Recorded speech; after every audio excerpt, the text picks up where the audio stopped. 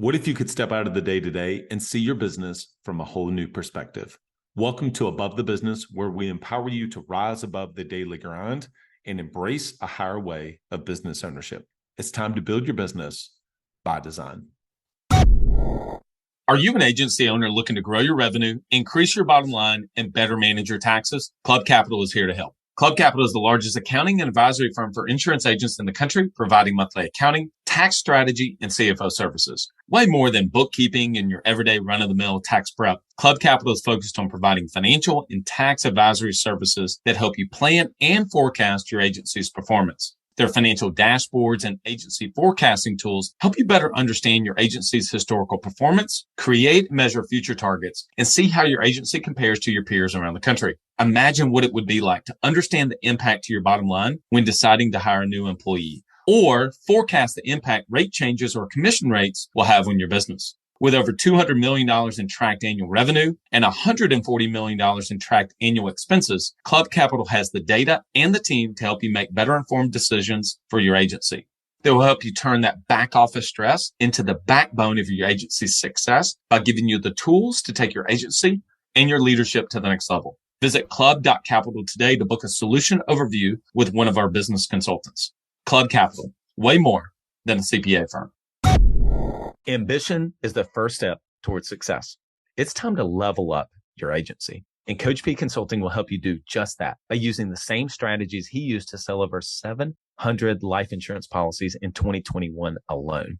Now, this is not your regular one and done type coaching. You'll get personalized coaching 2 days a week, every week of the month, and you'll get a live look behind the scenes of his team training and an office that's performing at the highest level. There's a reason Coach P Consulting is the fastest growing coaching company for insurance agency owners in the country. Coach P will train your team alongside his own and show you the exact steps they're taking to achieve Chairman Circle, exotic travel, and multi-line presence club, and be one of the few agents to be selected to have a third office.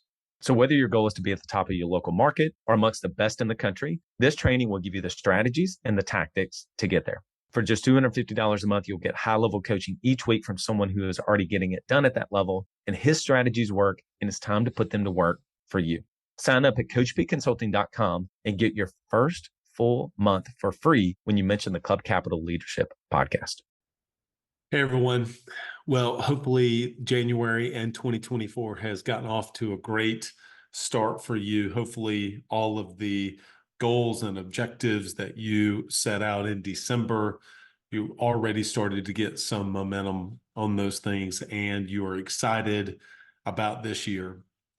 So I was texting with a friend of mine right the week, very first week of January, and I won't share who it is, but he is a business owner, and we were discussing college football, actually. And I said, "How was your break?" And he said, "It was good. Dread going back to work." And I posted this. I ended up writing this for our community with our members. And so I thought I would share it with all of you because the timing of this, when this episode drops mid-January, so I think seem to resonate with our community. So I thought I'd share it with all of you on the podcast. And my very first thought was, dang, that sucks that he feels that way, but it really doesn't have to be that way. But the truth is, I felt that way many times before myself. I owned the business. I got to choose what I wanted to do. That's why I actually got into the business to begin with, is because I wanted the freedom. I wanted the freedom and the flexibility. Maybe you've heard people say you want the freedom to do what you want, when you want, with who you want, and have the money to do so. But for a long time, everything else could have been, it couldn't have been more different than that experience. You know, whenever I would take a break, if you could call it that, and get away from work, it was just because I was so frustrated. I wanted to get away from it all. I would come back from a vacation, and instead of being excited and looking forward to stepping back into the arena, so to speak, that feeling of dread, that feeling of, man, I just don't really want to go into the office. I don't really want to do the work on Monday. I didn't love what I was doing. I was frustrated, at times overwhelmed, and just felt like everyone around me, people on my team that I, of course, hired, was just making mistakes constantly. And who do you think's fault was that? Well, it was mine, of course. So why would I want to walk back into that? And matter of fact, it wasn't even just vacations. A lot of times that feeling of dread would set in on Sunday evenings. And instead of, we now talk, and I'm going to talk in a few episodes coming up about Sunday night planning. And instead of being excited, taking, Friday afternoon and Saturday and then Sunday morning off and being able to kind of rest and recharge and rejuvenate, instead of using Sunday night to be excited about the week coming up, I would just honestly dread week after week after week. And a lot of times I sat down to think about the goals and the things that I wanted to accomplish, I was just frustrated. I was frustrated. And so I would often have this quitting fantasy. Yeah, the one that you've probably had before yourself, the one where you kind of throw your hands up and say, I'm just done with this crap. I can go make more money, just as much money as I'm making now, working from someone else. Why bang my head against the wall and be frustrated all the time? And in a lot of cases, again, make less money than I would have made if I was going to get a W-2 job. Well, it was just simply that. It was a fantasy. And it was one that would go away as quickly as it would come. But eventually, I truly did have enough of feeling that way. I was sick and tired of being sick and tired. I get to design this thing. And the reality is the business had not been designed. Everything was defaulted. It just defaulted that way. If I was frustrated with the team, I defaulted. There was no process. There was no structure in place to then build the team that I wanted. There was no process and structure in place to develop the team. There was no structure and process to even cultivate the culture. And so everywhere I looked, all I saw was problems. And so if you feel that way, I've been there before too. And so if you're some of the people that have, your culture is fantastic, and maybe you've never felt this way, well, I envy you. The majority of my clients and the people that I've talked to, business owners, have at some point felt this way, where they just don't want to walk into it. They're not happy. They're not fulfilled. They're not satisfied with the progress, or maybe in some cases, the lack thereof that their business is making. And so for those of you that haven't felt this way, that's amazing. This episode obviously would not relate, to you. But I think for most of us, we've had that feeling at some point. And I hate to quote a Taylor Swift song. I've never quoted a Taylor Swift song on the podcast. Oh boy, people are going to give me a hard time about this one. And I may mess this lyric up, but she says something to the effect of, I'm the problem, it's me. And maybe this episode actually should have been called I'm the Problem, It's Me instead of Dread. That would have been a catchier title, I think, right, for this episode. But I don't think I can go there. And so once I realized that I was the problem, I also then began to see that I too was the solution to that.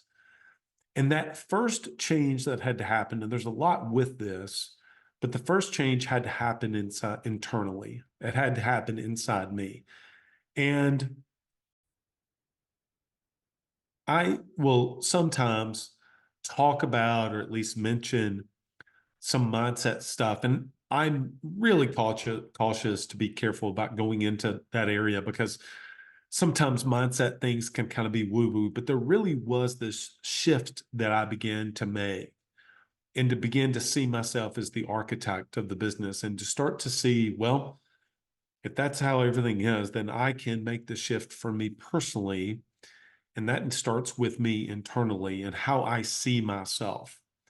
And so I initially had seen myself and labeled myself as a failure and et cetera. And that wasn't good, very good self-talk. And so when I began to kind of see myself as, instead of being the rainmaker of the business and everything ran through me, but I more importantly began to see myself as the architect, I began to kind of notice and pay attention that I could then design the business in the way that I wanted it to. Because when I looked around, none of that was how I wanted it to be. But the reality is everything about how I wanted it to be lived in my head, and I never got it out onto paper or into a document of any kind.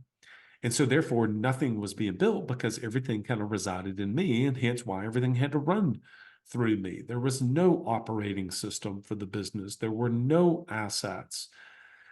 The intellectual property resided in my head and in the head of the team members.